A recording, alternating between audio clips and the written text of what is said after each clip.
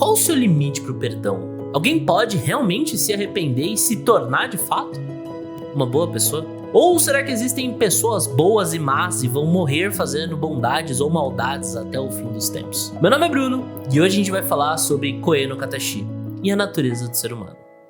A Voz do Silêncio, ou Koe no Katachi, é um filme de anime lançado lá em 2016 que eu sempre faço questão de recomendar pra alguém que quer entrar nesse mundo e quer um filme pra chorar como se não houvesse amanhã. O filme consegue combinar vários elementos distintos pra contar uma história de uma maneira primorosa. A gente tem uma animação sensacional do Kyoto Animation, uma trilha sonora sensível, tocante, com um enredo que amarra muito bem todas as coisas e, no mínimo, vai te fazer se emocionar bastante. Aqui a gente vai ver uma história sobre o bem e o mal, sobre o quão cinzas são as relações humanas e o quão difícil é conseguir o tal do perdão.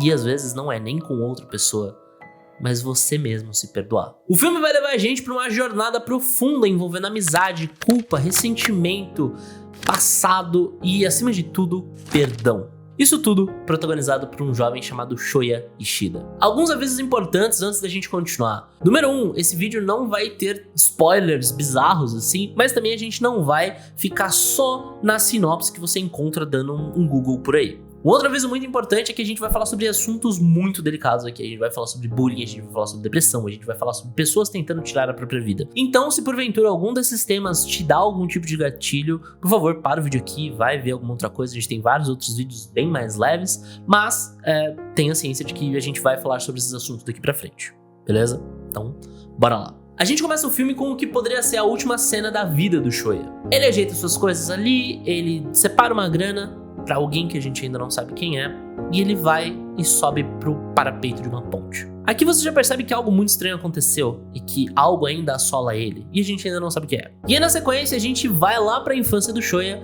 entender como raios a vida dele chegou nessa situação. E aqui a gente é apresentado pra outra personagem que é extremamente importante pra essa história, a Shoko Nishimiya, uma garota que acabou de chegar na escola do Shoya. E ela parece muito meiga e gentil e todo mundo parece super ir com a cara dela. Até que eles percebem que ela é surda. A criançada, assim que percebe que a Shoko é diferente, eles começam a fazer muito bullying com ela. E o capitão do bullying, digamos assim, é o Shoya. E as coisas, elas começam de um jeito muito pequeno, mas o bullying, via de regra, começa assim. É um peteleco aqui, é uma cutucada colar. E aí, quando você menos se dá conta, eles estão quebrando os aparelhos auditivos da garota. E, pra fechar com chave de ouro, jogar todos os livros dela no meio da água pra destruir tudo. E ao longo de vários desses momentos, a gente percebe que não é só o Shoya que tá fazendo isso. Ele tá capitaneando, mas todo mundo ao redor tá batendo palma, tá incentivando, tá dando corda pra que ele continue fazendo esse bullying.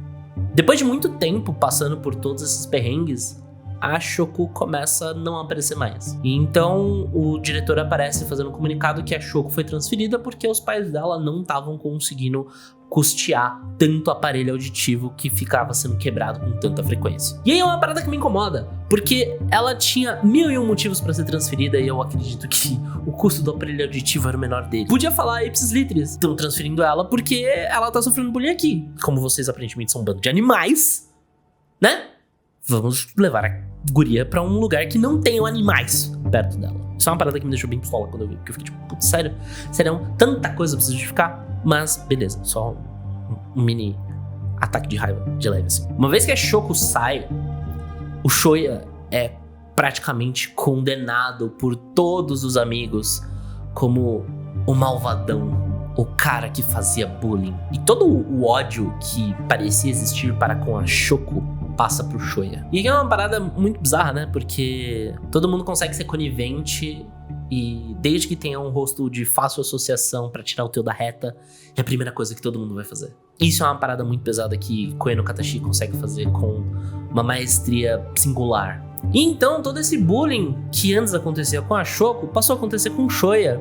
E as coisas ficaram assim por um bom tempo, porque, bom, ele não tinha justificativa de ser transferido porque os aparelhos auditivos estavam muito caros. E aí a gente volta pro presente, onde o Shoya desiste de pular, porque ele resolve dar mais uma chance pra ele mesmo. E aí a gente vai ver o Shoya no seu último ano do ensino médio, vivendo sempre com essa carga ali de culpa, de ser assolado pelos fantasmas do seu passado.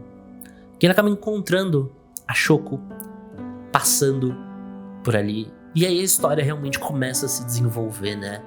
Sobre como ele quer corrigir os erros do passado com ela. E como não é uma parada tão simples de ser feita. Ainda mais quando a gente fala de um assunto delicado, um assunto sensível. E, putz, eu já estive do lado de quem sofreu bullying. Não é uma parada fácil de se esquecer. É muito sensível a relação do Shoya com a Shoko o tempo todo. Mas, a trancos e barrancos, a gente vai acompanhar a jornada do relacionamento dos dois evoluindo pra sabe sei lá o quê. A gente vai ver muitas coisas sobre amadurecimento, sobre amizade, sobre justiça e sobre perdão. É uma parada, assim, de uma pureza que toda vez que eu paro pra pensar um pouco, pega, assim, sabe? É muito pesado, é muito pesado. E conforme o filme avança, a gente vai entendendo mais e mais porque o Shoya estava cogitando o que ele estava cogitando no começo do filme. Ele ainda carrega muito peso das atitudes dele do passado, tem muita culpa que assola ele até os dias de hoje. E uma parada que eu gosto bastante em Koe no Katachi é que justamente por conta de toda essa culpa, o Shoya ele não consegue olhar nos olhos de praticamente ninguém. Então é uma parada muito legal sobre como o filme retrata isso, que tem vários X no rosto das pessoas, que mostra que ele não consegue sequer encarar elas frente a frente.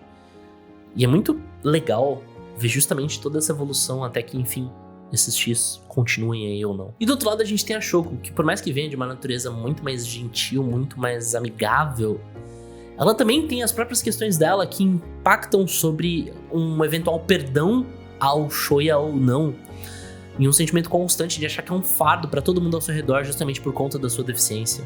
E durante 90 minutos mágicos, a gente vai ver como a relação dos dois, entre altos e baixos, vai evoluindo para que, no fim do dia, eles consigam eventualmente construir o tal do perdão. Vai ajudar um ao outro a resolver as questões que eles não necessariamente conseguem resolver sozinhos. Que acho que essa é uma das coisas que eu gosto tanto desse filme, né? Ele é um filme que ele consegue ser brutalmente humano. Que eu acho que é difícil você achar isso de uma maneira tão bem construída. Ele toca em temas pesados com uma delicadeza muito relevante. Eu acho que o ritmo que ele conduz essa história como um todo é muito ímpar. Então, você juntando todos esses elementos, a gente tem que pra mim é, assim, uma obra-prima quando a gente tá falando de filme de anime, assim. Eu não consigo lembrar, assim, de cabeça um filme que consiga me despertar tantas emoções distintas e contar a história de uma maneira tão bonita como A Voz do Silêncio. E apesar do foco do filme ser muito a relação entre o Shoya e a Shoko, eles também introduzem outras amizades, algumas novas, algumas antigas, que são muito bem trabalhadas. Eu acho que elas enriquecem a obra como um todo. E dentre delas, acho que o que eu mais quero citar aqui é a do Nagatsuka. O Shoya cresceu basicamente excluído por conta de tudo que ele fez lá no passado. E um belo dia, o Nagatsuka resolve interagir com ele e tentar desenvolver uma amizade ali. E é engraçado, pra não dizer irônico, como o próprio Shoya já tava muito avesso à ideia de ter alguma amizade ou se sentir digno de qualquer coisa nesse sentido, mas ao mesmo tempo não ir muito com a cara do Nagatsuka e ficar meio, não, esse moleque aqui também não, né? E ver como essa relação ela vai melhorando e fazendo com que se torne um dos melhores amigos do Shoya no fim do filme. E eu fico tipo, caraca, isso é muito legal, sabe? Ver como que no fim das contas, por mais que a galera exclua fulano e ciclano, não necessariamente eles são pessoas ruins, às vezes eles só não tiveram nem espaço pra mostrar que eles são de verdade. E o Nagatsuka, eu acho que ele tem uma habilidade especial, digamos assim, que ele é uma das poucas, pra não dizer talvez uma das únicas pessoas que consegue ver o Shoya debaixo de toda essa camada de culpa que ele carrega.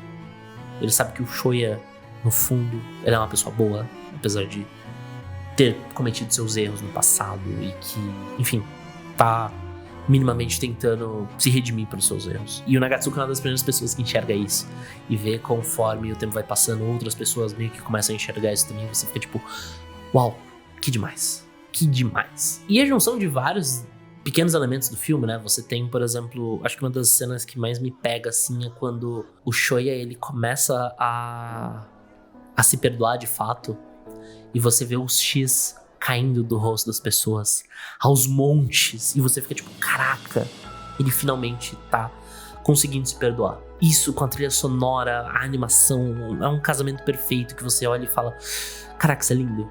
Então, eu acho que é uma daquelas coisas que realmente mexe com a gente, sabe? E acho que é por isso que, apesar de todos os pesares, apesar de originalmente o Shuya ser um babaca de marca maior, ele é um personagem que evolui, e você vê a evolução dele ao longo do filme.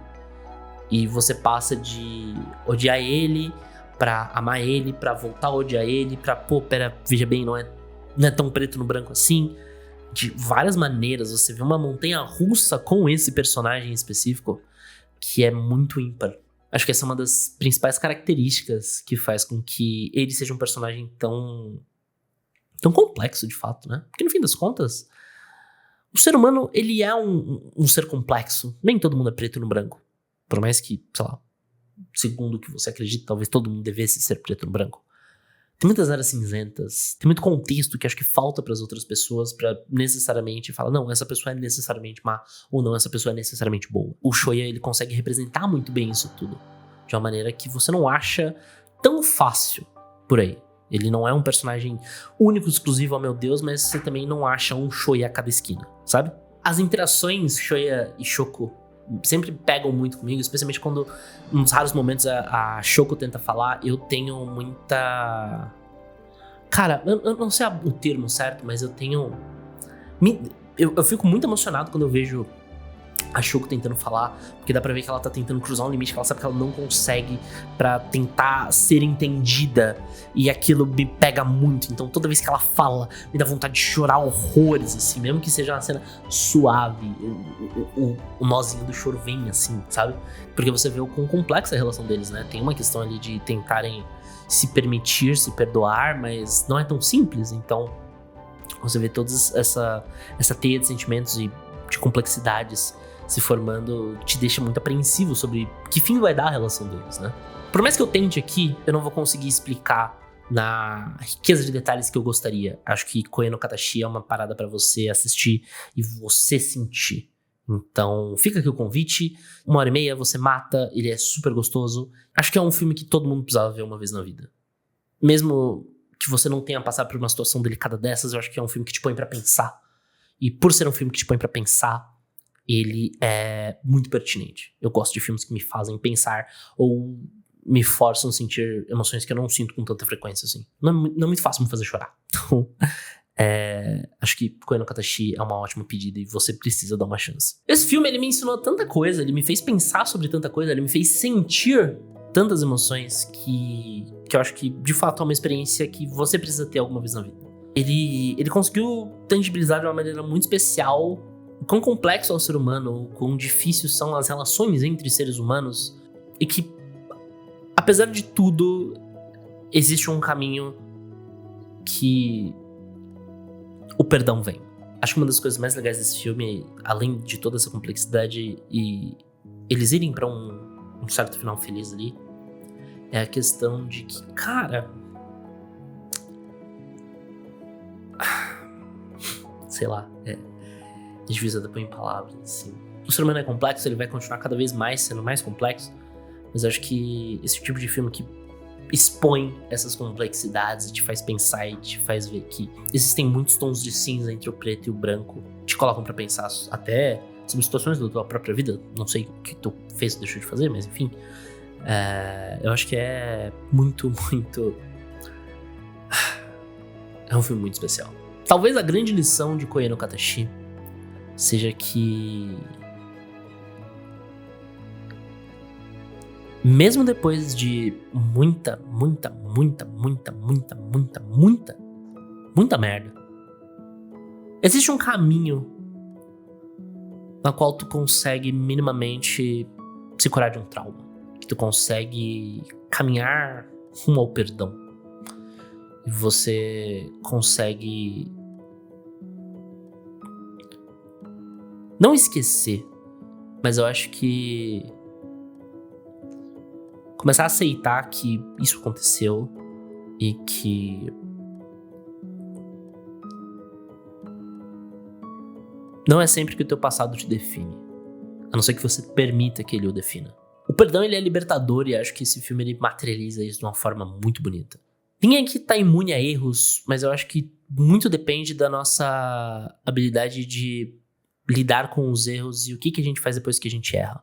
Acho que o que eu mais aprendi com esse filme é que a gente pode sim ressignificar os nossos relacionamentos e dar um jeito de ficar em paz com a gente mesmo depois de grandes traumas.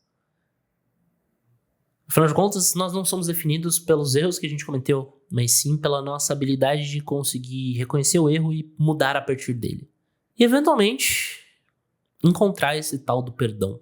Mas e você? Me fala aí, o que você achou desse filme? Você já viu? Você não viu? Você tá pensando em assistir? Fala aqui nos comentários, vamos trocar uma ideia. É sempre bom ouvir outro ponto de vista. Se você chegou até aqui, não esquece de deixar seu like e se inscrever no canal se você não tá inscrito. Isso ajuda a mostrar pro YouTube que esse vídeo é legal e que esse canal também. E que mais pessoas deveriam ver o que tem aqui no Marca Página. Aqui a gente fala bastante sobre anime, mas a gente tenta abraçar todos os multiversos que esses bracinhos aqui conseguem. Eu espero muito que tu tenha curtido esse vídeo. Que ele tenha te feito parar pra pensar pelo menos um pouco. E que você tenha gostado. Esse vídeo foi feito com muito carinho e se possível puder mandar pra algum amigo, eu acho que vai ser muito legal. Vai ser muito legal, eu vou ficar muito agradecido. De verdade, eu espero que você tenha curtido. Se você curtiu, eu te vejo no próximo vídeo. Até lá, valeu, falou, fui!